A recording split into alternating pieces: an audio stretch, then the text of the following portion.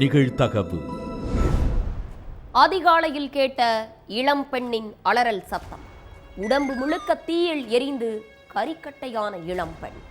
4 சுவற்றுக்குள் கால்கள் மடங்கி கட்டை போல் கிடந்த இளம்பெண் சடலத்தை பார்த்து அக்கம் பக்கத்தினர் அதிர்ச்சி. இளம்பெண்ணின் விபரீத முடிவிற்கு என்ன காரணம்? தற்கொலைக்கான பின்னணி என்ன?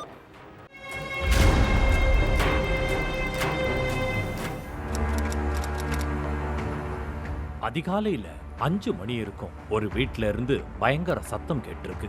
என்ன இவ்வளவு சத்தம் அப்படின்னு பதறி அடிச்சுக்கிட்டு ஓடி வந்து பார்த்தா, அங்க வீட்டு வாசல்ல இருக்கிற பாத்ரூம்ல ஒரு இளம் பெண் உடம்பு பூரா தீயில எரிஞ்சபடி கரிக்கட்டையா கிடந்திருக்காங்க. காலங்காத்தால அந்த கோர காட்சியை பார்த்து ஷாக் ஆனவங்க உடனடியா போலீஸுக்கு போன் பண்ணி தகவலை சொல்லியிருக்காங்க. விஷயம் கேள்விப்பட்டு அடுத்த நொடியே ஸ்பாட்டுக்கு வந்த போலீஸ்காரங்க பாத்ரூம்ல தீயில எரிஞ்சு கரிக்கட்டையா கிடந்த இளம் பெண்ணோட சடலத்தை மீட்டு போஸ்ட்மார்ட்டத்துக்கு அனுப்பி வச்சுட்டு விசாரணையில இறங்குனாங்க.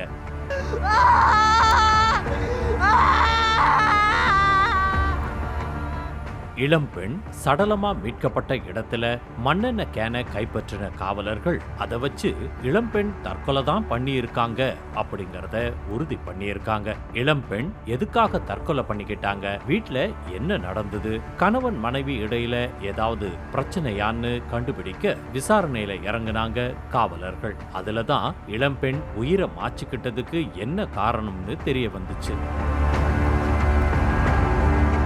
கன்னியாகுமரி நித்திரவிளை பக்கத்துல உள்ள செண்பகத்தரையில குடும்பத்தோட வாழ்ந்துகிட்டு வந்திருக்காரு வடிவேல். இவருடைய மனைவி ஸ்ரீஜா. வடிவேலுவுக்கும் ஸ்ரீஜாவுக்கும் கல்யாணமாகி 15 வருஷம் ஆகுது. இவங்களுக்கு 14 வயசுல ஒரு மகளும் 11 வயசுல ஒரு மகனும் இருக்காங்க.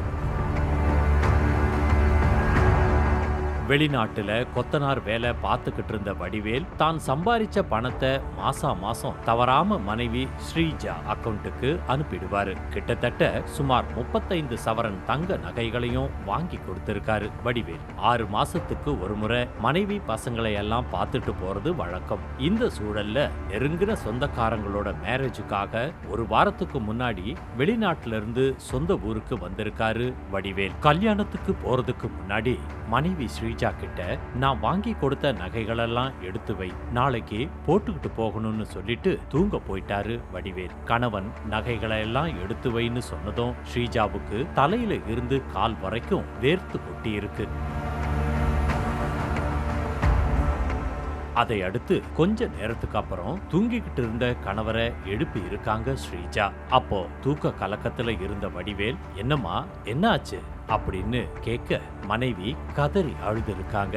அதை பார்த்ததும் பதற்றமான வடிவேல், எதுக்கு அழுற, என்ன ஏதுன்னு கேட்டிருக்காரு. அதுக்கு என்னுடைய தம்பி பிசினஸ் பண்ணணும்னு சொன்னதால நீங்க வாங்கி கொடுத்த எல்லா நகைகளையும் அவனுக்கு கடனா கொடுத்திருக்கேன்னு சொல்லி இருக்காங்க ஸ்ரீஜா. அதை கேட்ட உடனே ஆத்திரமான வடிவேல், என்ன கேட்காம நீ எப்படி நகைகளை தூக்கி கொடுப்பேன்னு கேட்டு மனைவிய சத்தம் போட்டிருக்காரு. விடிஞ்சதும் மொத்த நகைகளும் வீட்டுல இருக்கணும், அப்படி இல்லைன்னா நடக்கிறதே வேறன்னு சொல்லிட்டு தூங்க போயிட்டாரு வடிவேல். கணவர் அப்படி சொன்னதுல இருந்து தூங்காம பயத்திலேயே இருந்த ஸ்ரீஜா அதிகாலையில வீட்டுல இருந்த மண்ணெண்ணெய பாத்ரூமுக்கு எடுத்துக்கிட்டு போய் உடம்புல ஊத்திக்கிட்டு தீய வச்சுக்கிட்டாங்க. அப்போ அலறல் சத்தம் போட்டு ஸ்ரீஜா கத்தன சத்தத்தை கேட்டுதான் கணவர் வடிவேலுவும் அக்கம் பக்கத்துல உள்ளவங்களும் ஓடி வந்து பார்த்திருக்காங்க. தங்களால முடிஞ்ச அளவுக்கு தீய அணைக்க முயற்சி பண்ணியும் முடியல. ஸ்ரீஜா பரிதாபமா உயிரிழந்துட்டாங்க. அதுக்கு பிறகு அவங்களுடைய தம்பி கிட்ட நகைகளை பத்தி போலீஸ்காரங்க விசாரிச்சப்ப, நான் அக்கா கிட்ட இருந்து எந்த நகைகளையும் வாங்கவே இல்லை, கடனா 50,000 ரூபாய் பணத்தை மட்டும்தான் வாங்கினேன்னு அடிச்சு சொல்லியிருக்காரு. ஸ்ரீஜா அவங்களுடைய தம்பி நகைகளை வாங்கலன்னு சொல்றாரு. அப்போ ஸ்ரீஜா எதுக்காக நகைகளை தம்பி பிசினஸ் பண்றதுக்காக கொடுத்திருக்கேன்னு சொல்லணும்? ஒருவேளை நகைகளை வேறு யாருக்காவது கொடுத்து அவங்க திருப்பி கொடுக்காம ஏமாத்திட்டாங்களா, இல்ல வேற எங்கேயாச்சும் முதலீடு பண்ணி நகைகளை பறி கொடுத்துட்டாங்களா அப்படிங்கிற கோணத்துல வழக்கு பதிவு பண்ணி விசாரிச்சுட்டு இருக்காங்க போலீஸ். முழுமையான விசாரணை முடிஞ்சதுக்கு அப்புறம் தான் ஸ்ரீஜா நகைகளை என்ன பண்ணாங்க, எதுக்காக தற்கொலை பண்ணிக்கிட்டாங்கன்னு எல்லா உண்மைகளும் தெரிய வரும்னு போலீஸ் தரப்புல இருந்து சொல்றாங்க.